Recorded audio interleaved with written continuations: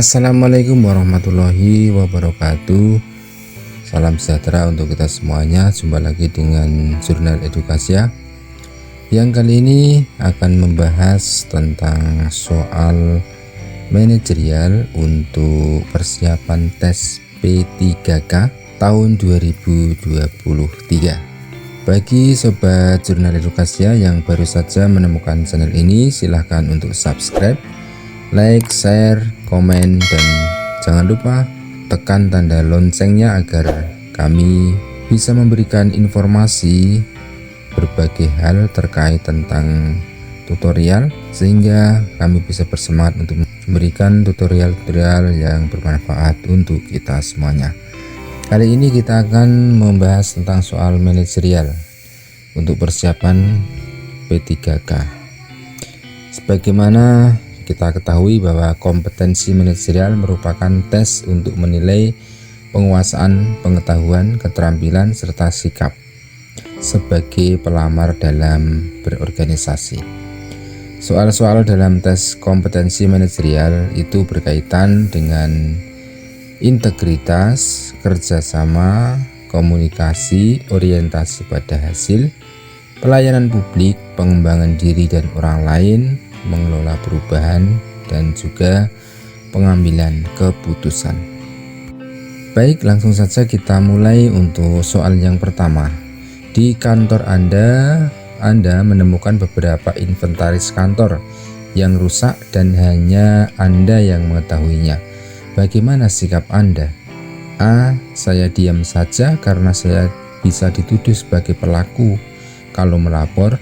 B. Saya akan memberitahu rekan saya. C. Saya selidiki siapa yang melakukan pengerusakan itu. D. Melapor ke bagian perlengkapan karena agar ditindaklanjuti. E. Karena saya sedang sibuk, nanti saja dipikirkan. Baik, kita bahas soal nomor 1 ya. Nomor 1 ini tentang integritas, yang mana integritas ini mampu mengingatkan, mengajarkan kerja untuk bertindak sesuai nilai, norma, dan etika organisasi. Ya, jadi nomor 1, kira-kira apa jawabannya jika kita itu menemukan inventaris kantor yang rusak ya, dan hanya kita sendiri yang tahu, itu sikap kita bagaimana? Apakah hanya diam saja, atau memberitahu rekan, atau menyelidiki siapa yang melakukan pengerusakan itu, atau melapor ke bagian perlengkapan, atau karena saya sedang sibuk nanti saja dipikirkan? Nah, itu kira-kira apa jawabannya nomor 1 terkait tentang integritas. Ya, berarti nomor 1 ini yang sesuai adalah yang di melapor ke bagian perlengkapan agar ditindaklanjuti. Kenapa kok jawabannya D ya? D, kenapa jawabannya D? Karena ini kaitannya tentang integritas ya.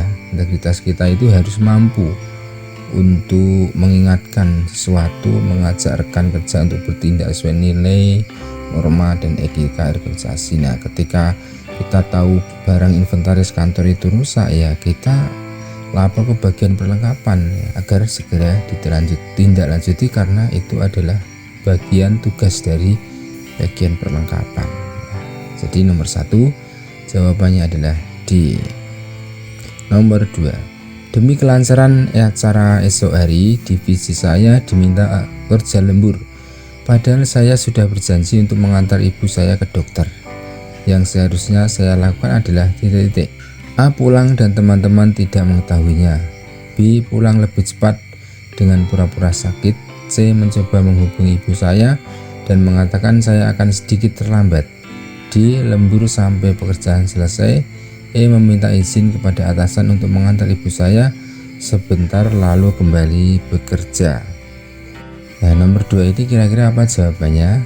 Nah, kita bahas dulu nomor 2 ini tentang integritas dan kerjasama.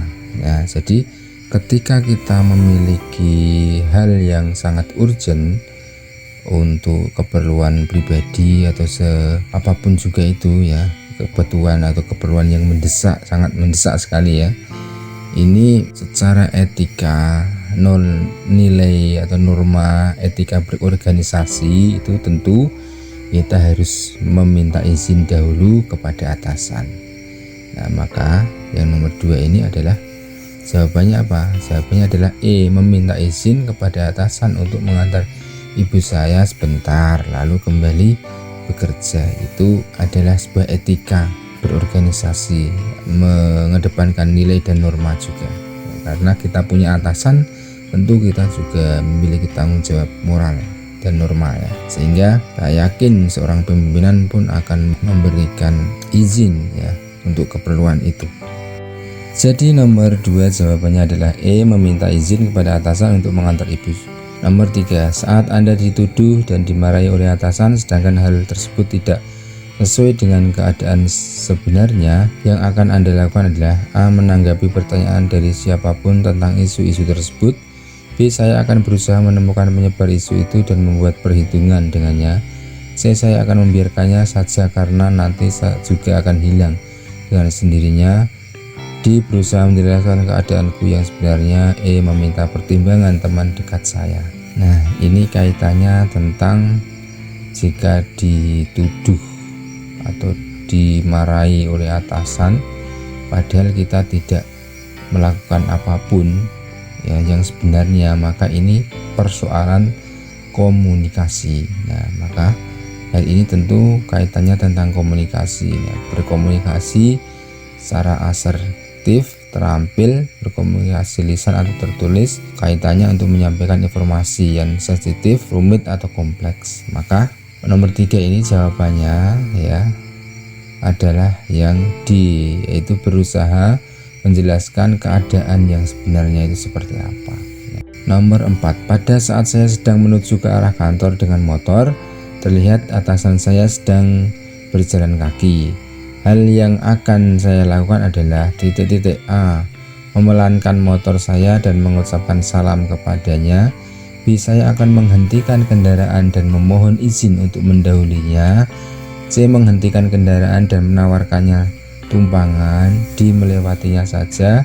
E, saya akan mengurangi kecepatan sambil meminta izin untuk mendahului. Nah, nomor 4 ini kaitannya tentang kerjasama. Kerjasama menumbuhkan tim kerja yang partisipatif dan efektif. Berarti jawabannya nomor 4 adalah apa?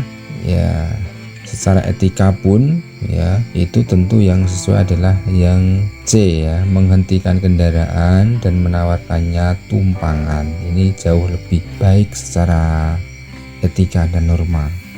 Dan tim kerjasama ya, menumbuhkan kerjasama saling menguntungkan. Nomor 4 jawabannya adalah C. Nomor 5, untuk mencapai tujuan kelompok yang telah ditetapkan, maka sebagai pemimpin saya A, tidak mempermasalahkan apakah orang lain mau bekerja dengan baik atau tidak. B, mendorong orang lain untuk bekerja dengan baik jika diperlukan. C, mendorong orang lain untuk bekerja dengan baik jika situasi memungkinkan. D, menstimulasi orang lain untuk mau bekerja dengan baik. E, mengajak orang lain bersama-sama untuk bekerja dengan baik.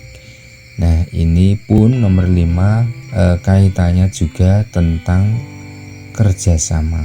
Nah, berarti kalau menumbuhkan kerjasama yang baik di antara kelompok ya, tujuan kelompok yang baik itu tujuan bersama itu, maka sebagai seorang pemimpin itu tentu harus bisa mengajak orang lain bersama-sama untuk bekerja dengan baik. Jadi nomor 5 jawabannya adalah E. Nomor 6, dalam kaitannya dengan perubahan, saya dinilai sebagai seorang yang A, mudah menyesuaikan diri dengan lingkungan baru. B, butuh waktu untuk bergaul secara akrab dengan orang lain. C, mempunyai keinginan tinggi untuk mengetahui kegiatan orang lain. D, cenderung kurang adaptif terhadap perubahan. E, mempunyai pergaulan yang tidak luas di masyarakat. Nah, ini kaitan tentang personal ya, dengan perubahan personal seseorang. Nah, maka seseorang itu harus bagaimana, ini kaitannya tentang mengelola perubahan. Maka mengelola perubahan juga harus bisa proaktif, beradaptasi dengan lingkungan yang baru atau mengikuti perubahan. Nah, maka jika kaitannya tentang perubahan, tentang personal diri itu, berarti jawabannya nomor 6 adalah apa? Ya, jawabannya adalah A, mudah menyesuaikan diri dengan lingkungan yang baru. Ya, harus bisa menyesuaikan diri dengan baik terhadap lingkungan yang baru itu, bagaimanapun keadaannya kita. Berarti nomor 6 adalah A. Nomor 7, Doni adalah ketua organisasi yang baru dilantik. Dia belum lama bergabung dengan organisasi, namun karena dia luwes dan mudah bergaul, akhirnya dia menjadi ketua. Ternyata setelah menjadi ketua, sikapnya berubah menjadi cenderung kaku dan keputusan yang dibuat susah untuk dirubah.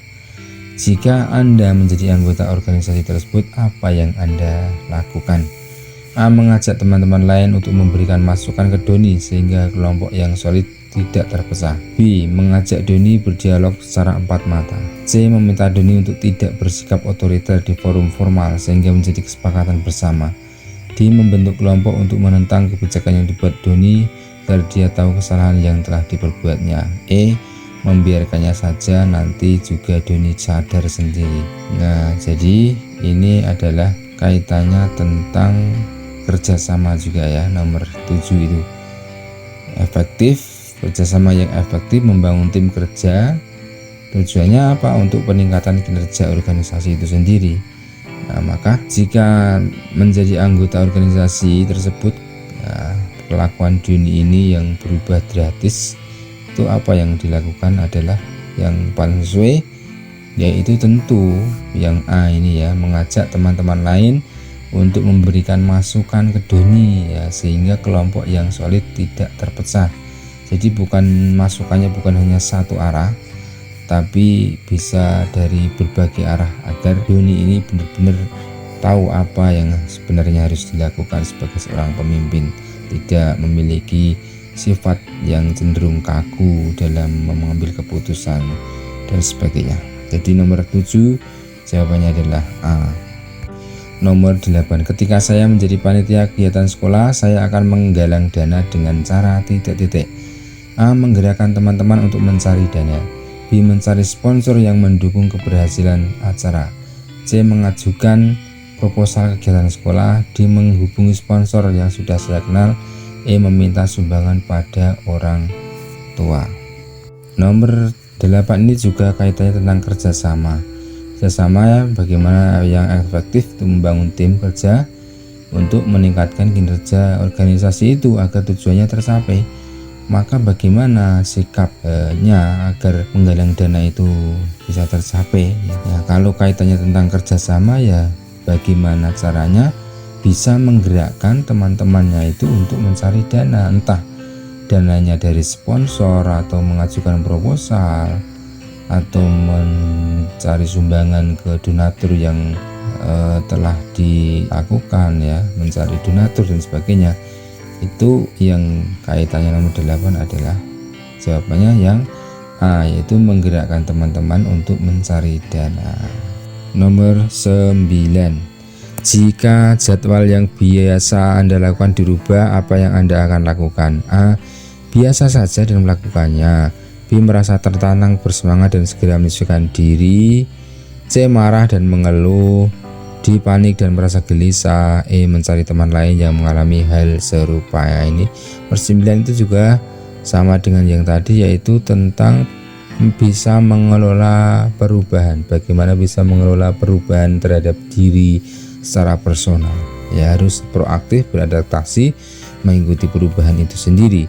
Maka bagaimana jika ketika ada jadwal yang biasa dilakukan itu langsung dirubah, apa yang akan dilakukan?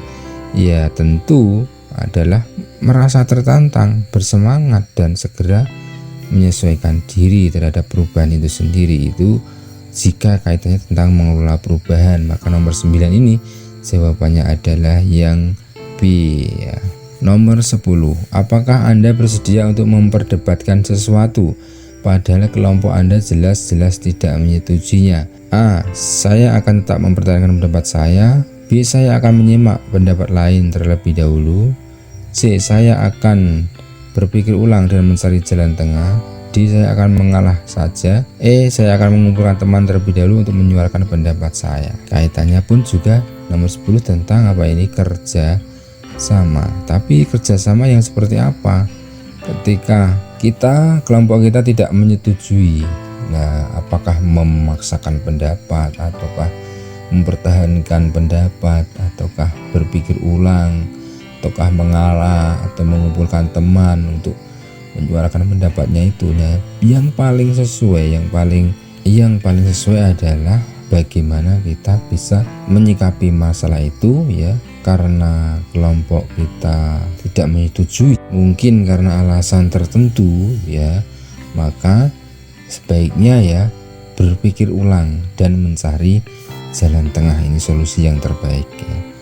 Jadi memikirkan solusinya kembali, atau dengan problem itu kita carikan solusi yang lain dan mencari jalan tengah, itu yang terbaik. Jadi nomor 10 adalah jawabannya C. Baik sobat jurnal edukasi ya, demikian 10 soal manajerial yang mudah-mudahan memberikan tambahan referensi bagi sobat semuanya yang akan melaksanakan tes P3K, sehingga untuk khusus tes manajerial ini bisa sukses dan sesuai dengan apa yang diharapkan, mendapatkan nilai yang maksimal. Terima kasih, demikian pembahasan 10 soal kali ini, mudah-mudahan bermanfaat. Assalamualaikum warahmatullahi wabarakatuh.